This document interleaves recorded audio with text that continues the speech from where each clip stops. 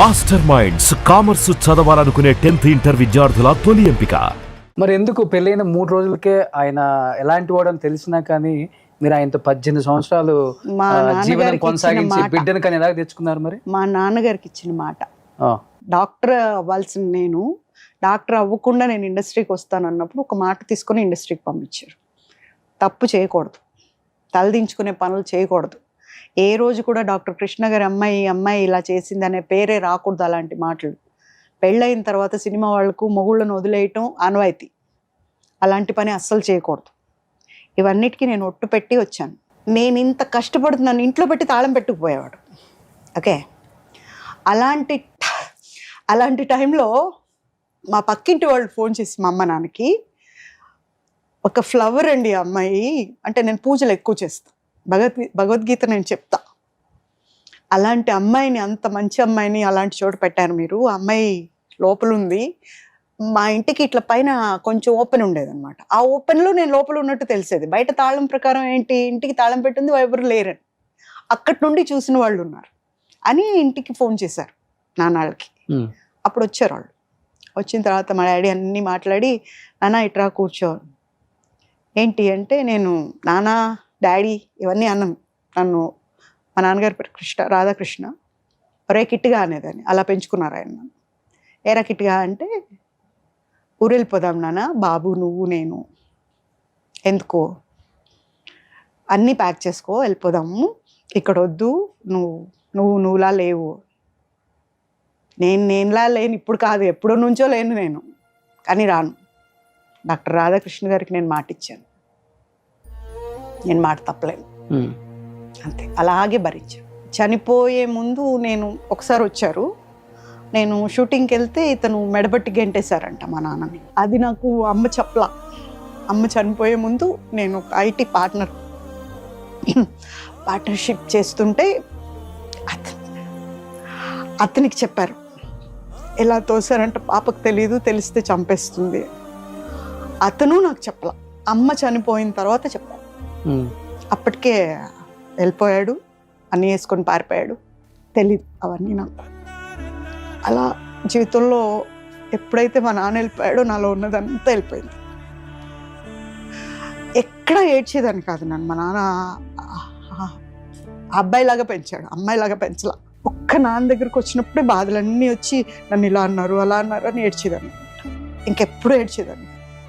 దాని తర్వాత ఏడవటమే మర్చిపోయా. ఈ సంవత్సరాలన్నింటిలో ఇన్ని బాధలు చూశాక కళ్ళల్లో నీళ్లు ఎవాపరేట్ అయిపోయినాయి. అండ్ ఏడవాలి అని, ఏడుపు అనేది వచ్చినప్పుడు ఓహో ఏడవాలా అన్న ఫీలింగ్ వస్తుంది, అంతే. ఓకే, నాన్నగారు పోయిన తర్వాత మీరే వద్దనుకుని వదిలిపెట్టేశారు ఆయన్ని, లేకపోతే ఆయన అంతటా ఆయనే? అతనే, అప్పటికే అతను వ్యసనపురుడు అయిపోయాడండి, అది నాకు తెలియలేదు. ఫిలిం నగర్లో అచ్యుత్ రెడ్డి గారి స్టూడియో తీసుకున్నాడు లీజ్కి, నా డబ్బులతోనే. తీసుకున్న తర్వాత అక్కడ మోసం, దగ, సర్కిల్, అంత చెడు సర్కిల్ని పెంచుకోవటం, ఇవంతా నేర్చుకున్నాడు తను బాగా. అక్కడ డబ్బులు సంపాదించి దాచుకొని లేవని నావి తింటున్నాను, నావి.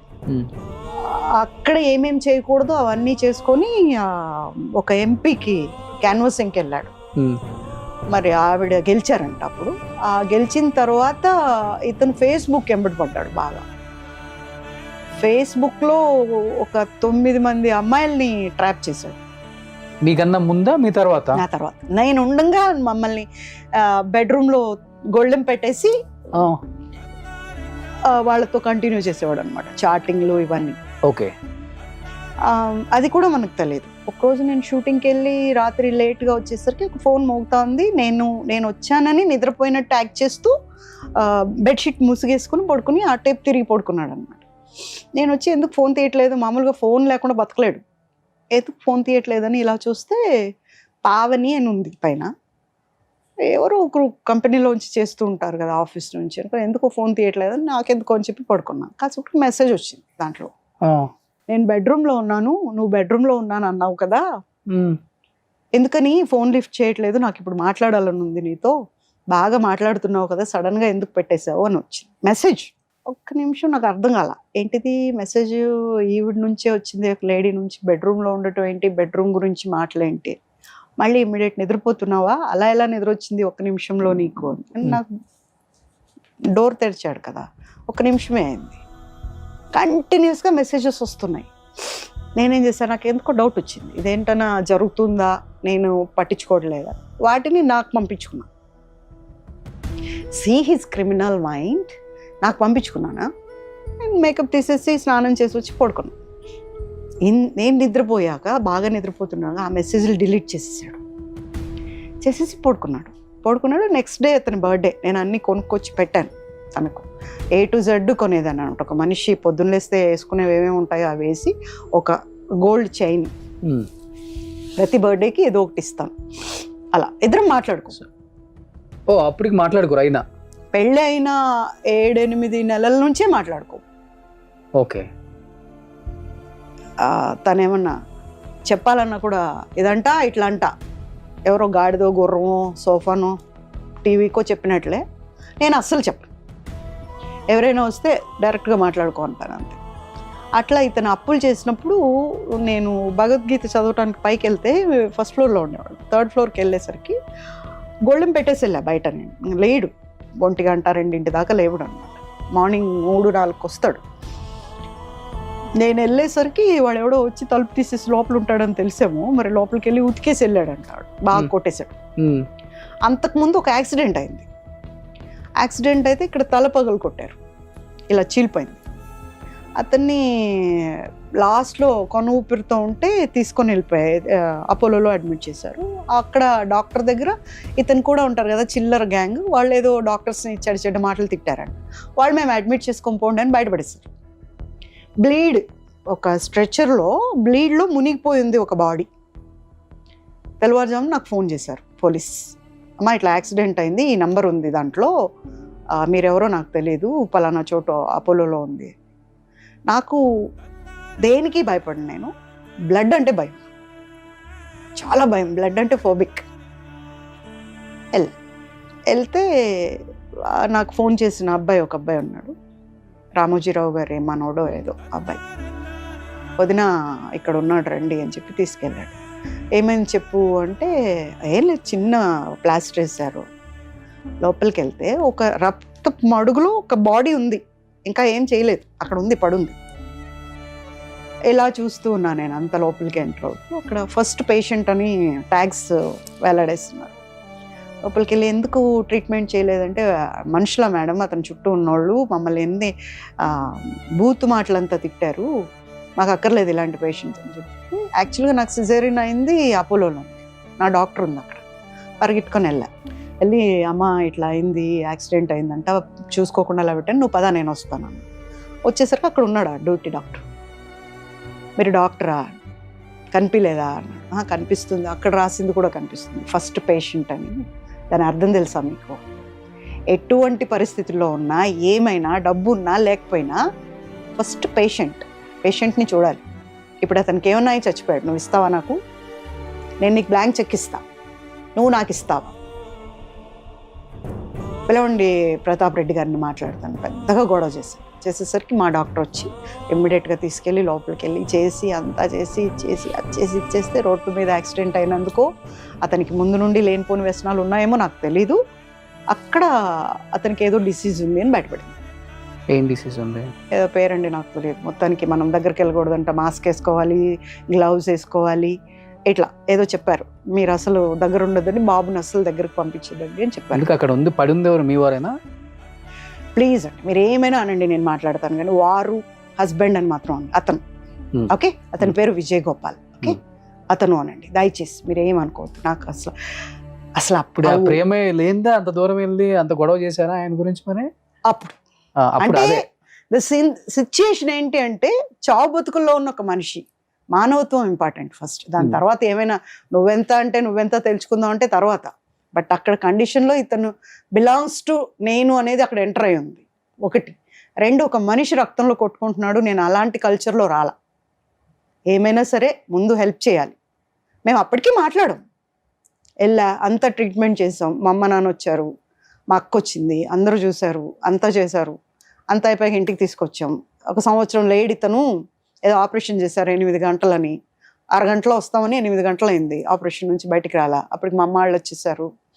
ఎలా ఉన్నావమ్మా అన్నారు. అంతే అలా కూలిపోయా. భయం, బ్లడ్ అంటే భయం, హాస్పిటల్ అంటే భయం నాకు. అప్పుడు ఇంటికి తీసుకొస్తే సంవత్సరం అన్నోని 3 నెలల్లో నుంచోబెట్టా. తనకు పెట్టిన తిండి కానివ్వండి, ఏమైనా కానివ్వండి అలా చేసి, చాకిరీ అంటారు కదా, నేనే దగ్గర నుండి చూసుకున్నారు. నేనే.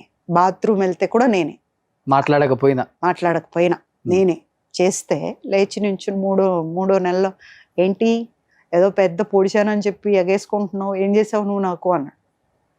నాకు ఒకటే అలవాటు అండి చిన్నప్పటి నుండి. ఇప్పుడు నేను మీకు ఏమైనా చేశాను అనుకో, నేను చేశానని ఎవ్వరికీ చెప్పను. నాకు చెప్పుకునే అలవాటే లేదు.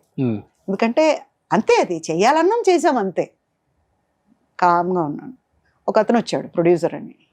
నేను I was with half hands dress, నైటీలో ఉన్నా. అటు ఇటు నా ఇల్లు అండి, నా ఇంట్లో నేను తిరుగుతున్నాను. ఈ వాజ్ లుకింగ్ బ్యాడ్లీ. అది తెలుస్తుంది, ఒక మనిషి మనల్ని గుచ్చి చూస్తుంటే ఆ గుచ్చింది తెలుస్తుంది మనకి. నేను ఇలా చూసినప్పుడు తల తిప్పుకోవటం, నేను లేకపోతే ఇలాగే చూడటం అలా చేస్తున్నాడు. నాకు నచ్చలా. ఏంటిది అనుకొని నేను లోపలికి వెళ్ళిపోయి డ్రెస్ మార్చుకొని వచ్చా. ఐ ఫెల్ట్ అన్ఈజీగా అనిపించింది. వచ్చి ఇలాంటి వాళ్ళని ఇంటికి రానియద్దు అని చెప్పి, ఇంటి దాకా అసలు ఇంతవరకు ఎప్పుడూ లేదు, ఇంటికి ఎందుకు తీసుకొచ్చావు, ప్రొడ్యూసర్స్ నేనే పిలవలేదు, హీరోయిన్ అయ్యి నువ్వెందుకు పిలిచావా. అతను చాలా మంచోడు. వెళ్ళిపోయా. నెక్స్ట్ డే ఎక్కడికో పోయి 2 లక్షల డబ్బు ఏదో జేబులో పెట్టుకున్నాడంట. గొడవ వేసుకొని కొట్టి ఆ డబ్బులు తీసేసుకొని పంపించారు. ఓకే. మళ్ళీ ఇంటికి వచ్చాక అక్కడ చెప్పటం, వాళ్ళు వీళ్ళు గొడవలు పెట్టడం వాళ్ళకి, నువ్వు రారా చూసుకుంటావంటే ఒక్కడే వెళ్ళాడు. మళ్ళీ ఉతికి పంపించారు. ఆల్రెడీ కట్టుల్లో ఉన్నాడు, ఇంకా కోలుకోలేదు. 3 నెలలు అయింది, లేచి నుంచున్నాడు, తిరుగుతున్నాడు. మళ్ళీ వాడిని రెచ్చగొట్టాడు. రా అంటే చూసుకుందామని వెళ్తే మళ్ళీ కొట్టి పంపించారు. మళ్ళీ బ్లడ్ వచ్చి నాకు ట్రీట్మెంట్ ఇప్పి అంటే హాస్పిటల్లో ఏమని చెప్పాలి, ఇంకా వచ్చావు ఏమని చెప్పాలి, పరువు ఉండాలా కొంచెం అయినా. నాకు నువ్వు ట్రీట్మెంట్ ఇవ్వమంటావు, నేను ఎందుకు ఇస్తాను ట్రీట్మెంట్? ఏ మందు పడుతుందో ఏ మందు పట్టదు అంటే, నేను చదువుకోను డాక్టర్ని, ఇంట్లో అందరూ వాళ్లే కాబట్టి దేనికి ఏం వాడతాం అనేది బాగా తెలుసు, ఏం చేస్తాం. కానీ అలా అని ధైర్యం మాత్రం ఎప్పుడు చేయం, సొంత వైద్యం చేయకూడదు. మెడికల్ స్టోర్కి వెళ్ళి మెడికల్ స్టోర్ వాడిని అడిగి నాకు నొప్పులు ఉన్నాయి, ఇక్కడ ఉంది అని చెప్పి వాటికి ఏమేమి వేసుకుంటారో అలాంటి మందులు తెచ్చుకొని తిన్నాడు, హాస్పిటల్కి వెళ్ళకుండా. Okay. These kind of person. And there is no humanity at all. Humanity అనేది నేను కాదు, పసిపిల్లాడండి. మా బాబు బాగుంటాడు, ముద్దుగా ఉంటాడు, బొద్దుగా ఉంటాడు, బాగుంటాడు. ఎవరైనా ఒక్కసారి చూస్తే కళ్ళు తిప్పుకోరు, బాబుని ముట్టుకోకుండా అవుతారు. అలాంటిది బాబు కోసం కూడా స్పందించలేదు అంటే ఎందుకండి జన్మ? ఒక్కరోజు కూడా ఒక్కరోజు కూడా వెనక్కి తిరిగి చూడలా. ఎవరో ఒక ఆడది నన్ను మీరు పెంచగలరో లేరో, నేను మీ బాబుకి అమ్మ అవుతాను అంటే పక్కన కూర్చొని ఉంటున్నాడు. వాడి తండ్రి ఎట్లా అవుతాడండి? ఎవరితో? ఎప్పుడు వెళ్ళిపోయారు ఇంట్లో నుంచి మరి ఆయన? ఇదంతా జరిగిన తర్వాత ఒక బర్త్డే రోజు అండి, అక్టోబర్ 1 అతని బర్త్డే. అక్టోబర్ 1 స్నానం చేసి ఇవన్నీ తగిలించుకొని నేను తెచ్చినవన్నీ వేసుకొని వెళ్ళిపోయాడు. అప్పటికే నగలు డబ్బులు అన్ని దాటించేశాడు. మీరు లేరు ఇంట్లో?